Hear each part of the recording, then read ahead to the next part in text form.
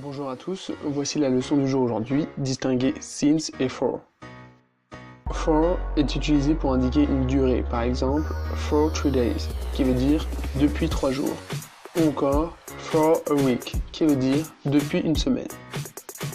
La signification de for peut être depuis ou pendant. Par exemple, for several years, qui veut dire pendant plusieurs siècles ou depuis plusieurs siècles. Since, lui, est utilisé pour indiquer un point de départ, une date précise. Par exemple, since Monday, qui veut dire depuis lundi, since the last war, qui veut dire depuis la dernière guerre, ou since the day we met, qui veut dire depuis le jour où nous nous sommes rencontrés.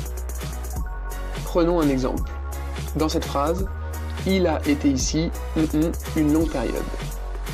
Cette phrase exprime une durée et non un point de départ ou une date précise. La réponse est donc for. Il a été ici pendant une longue période ou depuis une longue période.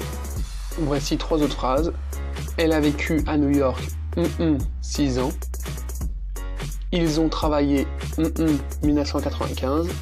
Et enfin, Linda a été en vacances 6 semaines. Je vous laisse mettre pause si vous souhaitez y réfléchir tout seul. Voici les réponses. Elle a travaillé à New York pendant 6 ans. Là, on utilise for, car on exprime une durée et non un point de départ ou une date précise. Ils ont travaillé depuis 1995. Cette fois-ci, on exprime un point de départ et une date précise qui est 1995.